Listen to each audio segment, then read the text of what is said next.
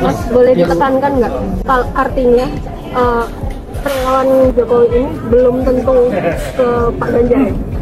Untuk kedepannya? Ada. Apa aja, Mas? Arahannya apa aja? Arahannya untuk mengerucut ke beberapa nama.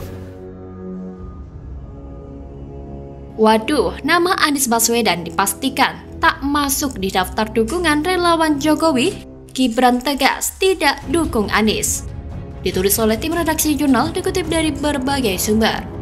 Wali Kota Solo Gibran Raka Buming Raka telah memberikan arahan kepada relawan Jokowi soal dukungan kepada bakal capres di Pilpres 2024 yang mengerucut ke sejumlah nama. Namun ia menegaskan nama Anies Baswedan tidak termasuk di dalamnya. Putra sulung Presiden Jokowi itu bahkan memastikan sudah memilih satu nama, meski masih dirahasiakannya. Ditunggu dulu, nanti ada pertemuan berikutnya. Kita fikskan itu. Satu nama siapa? Sebenarnya sudah ada nama tersebut, tapi rahasia, kata Gibran saat ditemui awak media usai memberikan arahan dalam pertemuan dengan relawan Jokowi di Rumah Dinas Wali Kota Solo, Loji Gandrung, Jumat 28 April 2023. Terkait nama Anies Baswedan, Gibran dengan tegas mengatakan tidak masuk dalam arahannya. Apakah nama Pak Anies masuk dalam arahan tadi? Tidak, jawab Gibran. Saat didesak sejumlah nama yang akan mendapatkan dukungan itu, Gibran mengatakan agar publik menunggu terlebih dahulu karena setelah pertemuan dengan relawan Jokowi, Jumat sore kemarin, akan ada pertemuan berikutnya untuk menentukan satu nama yang akan mendapatkan dukungan itu. Namun, ketika disebutkan nama Ganjar Pranowo dan Prabowo Subianto, Gibran tidak menampik hal itu. Di sisi lain, saat ini relawan Jokowi masih menunggu pernyataan resmi dari Jokowi terkait dukungan kepada bakal capres. Ketua Sapulidi Nusantara, Ahmad Badrut Tamam, mengibaratkan gabungan relawan Jokowi sebagai sebuah kapal besar yang menunggu instruksi dari pimpinannya.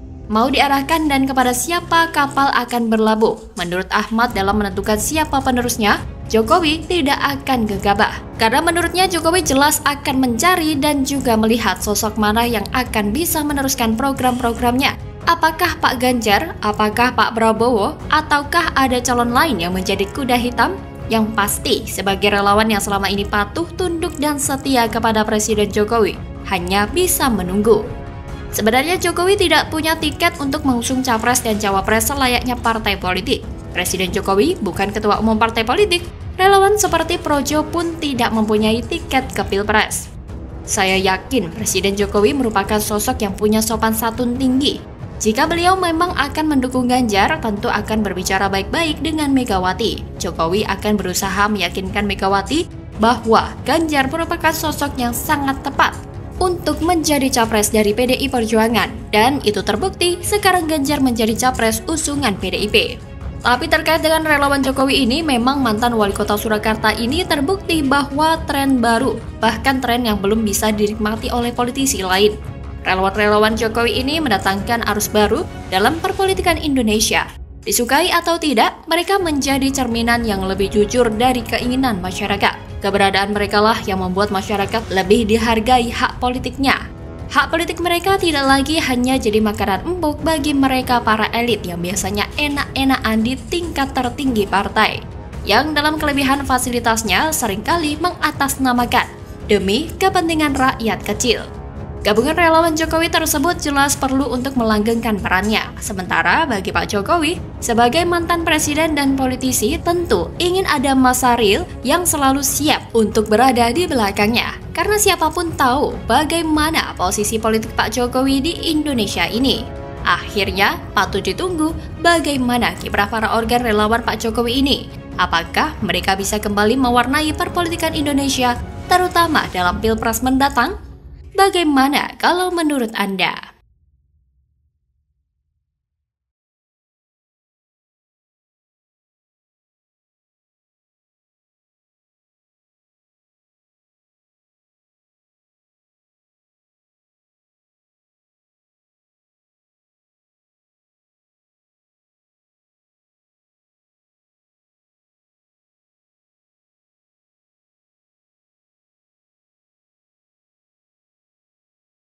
Golkar bersinyal merapat ke Gerindra, analisa Denny Siregar tidak akan melesat, Anies akan ditinggalkan Nasdem juga. ditulis oleh tim redaksi jurnal dikutip dari berbagai sumber.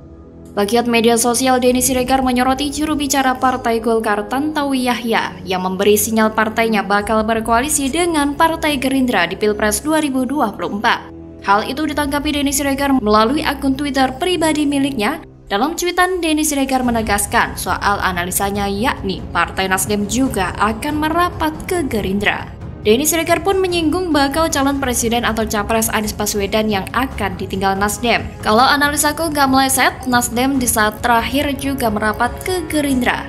Karena mereka satu rahim dan Anies ditinggal menangis di pojokan sambil guling-guling di lantai.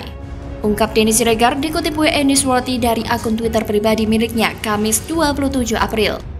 Sementara itu, Tantowi Yahya menilai pertemuan Ketum Gerindra Prabowo Subianto dengan Ketum Golkar Erlangga Hartarto serta politikus senior Golkar Abu Rizal Bakri di momen hari Lebaran menjadi kedekatan kedua partai. Menurutnya, Gerindra dan Golkar sama-sama memiliki hubungan dekat karena lahir dari rahim yang sama. Tantowi tak menjawab tegas saat ditanya peluang poros ketiga jika partainya berkoalisi dengan Gerindra, termasuk soal peluang PAN dan PPP mundur dari Koalisi Indonesia Bersatu atau KIB, menyusul pencalonan Ganjar Pranowo oleh PDIP. Kabar ini tentu akan mengejutkan Anies. Sebagai sosok penting di koalisi perubahan, tentu Nasdem akan membuat manuver yang sama dengan Golkar. Terlebih Surya Paloh merupakan mantan politikus Golkar, jadi besar kemungkinan prediksi Denny Siregar ada benarnya. Apalagi dari segi elektabilitas Anies masih tergolong rendah, berdasarkan rilis hasil survei ID Cipta Research and Consulting terbaru, ternyata elektabilitas sosok Ganjar Pranowo berada di urutan pertama. Berdasarkan data ID Cipta Research and Consulting, elektabilitas Anies Baswedan mencapai 29,5%.